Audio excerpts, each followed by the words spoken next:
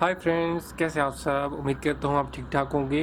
आपको अपने channel happy plants में खुशामदीद कहता हूँ। आज की वीडियो में थाइम हर्ब को ग्रो करेंगे। तो थाइम एक बहुत ही खुशबूदार हर्ब है। इसको गमलों में बहुत आसानी के साथ उगाया जा सकता है।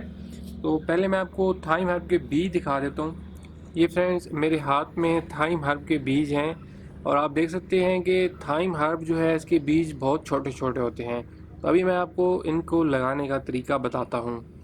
फ्रेंड्स, थाइम हर्ब के लिए मैं जो गमला इस्तेमाल कर रहा हूँ ये 10 इंच का गमला है और इसमें मैं तकरीबन चाह रहा हूँ कि 3 पौधे जो है वो थाइम हर्ब के मैं इसमें ग्रो करूँगा। तो इसके लिए आप मुख्तलिफ साइज़ के गमले इस्तेमाल कर सकते हैं। छोटे गमला भी इससे इस्तेमाल कर सकते हैं और बड़े गमले भी इस्तेमाल कर सकते हैं। अभी जो थाइम के सीड्स होते हैं इनको लगाने का मैं तरीका ये करूँगा कि चुटकी में मैंने ये देखें कि बीज लिए हैं थाइम के, जो कि मैं इस गमले में बिखेरता जाऊँगा। तो ये देखें कि मैंने सारे गमले में थोड़े थोड़े ज़्यादा से सीड मतलब बिखेर देंगे। बाद में जब पौधे इसमें से ग्रो करेंगे तो हम देख लेंगे कि कितने पौधे हम इसमें रहने देते हैं। अभी जो थाइम के बीज हैं इनको रोशनी चाहिए होती है स्प्राउट होने के लिए, तो इनको कवर बिल्कुल भी नहीं करना होता। सिंपली क्योंकि हम इनको फिर ऊपर ऊपर पड़े हैं पानी लगाएंगे तो ये आसपास हट ना जाएं, उससे बचाने के लिए सिंपली मैं करूँगा ये कि इनको हल्का हल्का जो है वो मिट्टी के साथ मिक्स कर दूँगा। तो ये देखें कि मैं उंगली के साथ इनको हल्का हल्का इस तरीके से मिक्स करूँगा। ये देखें।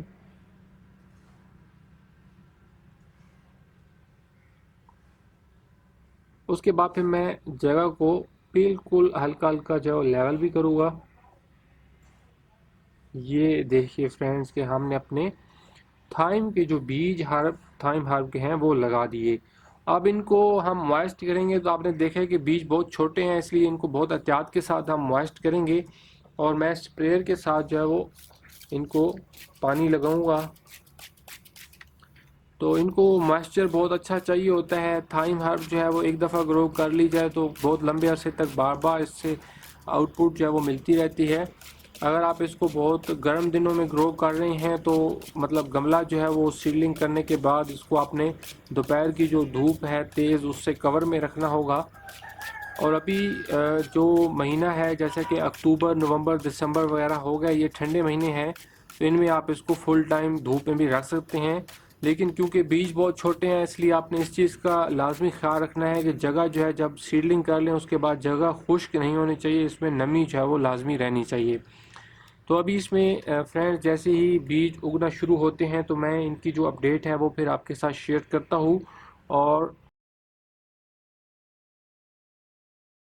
आज 8वां दिन है हमें थाइम हर्ब को लगाए हुए। और अभी देखें फ्रेंड्स के बहुत ही ज़्यादा सारे प्लांट्स इसके उग चुके हैं। इसके क्योंकि बीज बहुत छोटे थे और मैंने लगाए थे तो काफ़ी ज़्यादा सारे बीज इसमें लग गए थे। तो अभी काफ़ी छोटे छोटे देखेंगे प्यारे प्यारे पौधे निकल चुके हैं। लेकिन ये जब थोड़ा सा और बड़े होंगे फिर हम इनको पतला करेंगे और इतने ज़्यादा घने पौधे हम इसमें बिल्कुल भी नहीं रहने देंगे, बल्कि इसमें देखेंगे कि सिर्फ 3 या 4 पौधे ही ज़्यादा से ज़्यादा जो है वो हम इस गमले में रहने देंगे। तो इसकी मज़ीद अपडेट्स फिर मैं आपके साथ जो है वो शेयर करता रहूँगा। आज 16वां दिन है हमें अपनी थाइम हर्ब को लगाए हुए। और अभी देखें कि हमने जो सीड्स थे वो रैंडमली इसमें बिखेरे थे और सीड्स क्योंकि इसके छोटे थे तो बहुत ज़्यादा पौधे इसके उगाए हैं। लेकिन इस गमले में मैं अभी सिर्फ 4 पौधे ही थाइम के रहने दूंगा, बाकी पौधे इसमें से मैं निकाल लूँगा ताकि मुझे अच्छे और हेल्दी प्लांट्स इसमें से ग्रो होके मिलें। तो सिंपली ये है कि मैं अभी जो बड़े बड़े इसमें 4 पौधे थोड़े थोड़े फासले पे मैं रहने दूंगा, बाकी पौधों को मैं इस तरीके से हाथ से जो है वो अंदर से निकालता जाऊंगा आसानी के साथ। तभी मैं सारे गमले में से पौधे निकालता हूं और सिर्फ इसमें अच्छे अच्छे जो 4 पौधे हैं वो रहने देता हूं।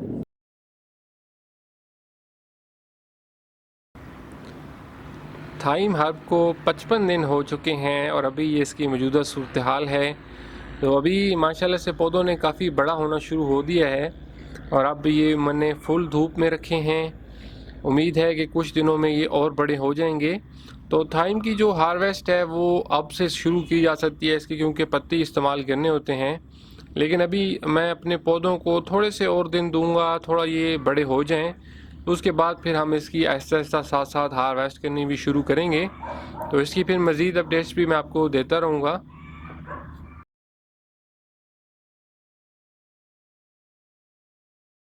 आज 70 दिन हो चुके हैं हमें थाइम को लगाए हुए। ये इस वीडियो की आखिरी अपडेट है। तो अभी फ्रेंड्स आप देख सकते हैं कि माशाल्लाह से थाइम काफ़ी अच्छी ग्रो हो चुकी है।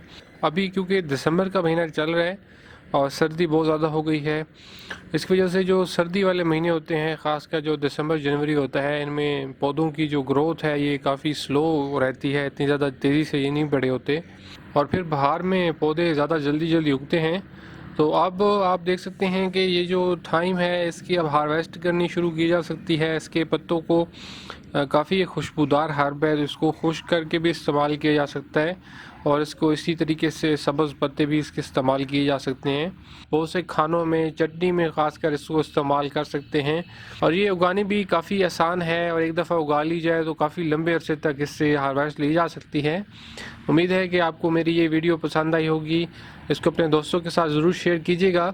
और मैंने अपना एक नया चैनल बनाया है हैप्पी होम गार्डनिंग के नाम से, जिसमें मैं अपनी गार्डनिंग की वीडियोस इंग्लिश लैंग्वेज में अपलोड करता हूँ।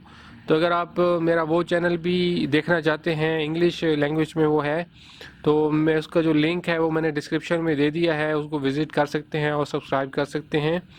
ओके जी फ्रेंड्स, अपना बहुत सा ख्याल रखिएगा। फिर होपफुली किसी और वीडियो में बात होती है। तब तक के लिए बाय बाय।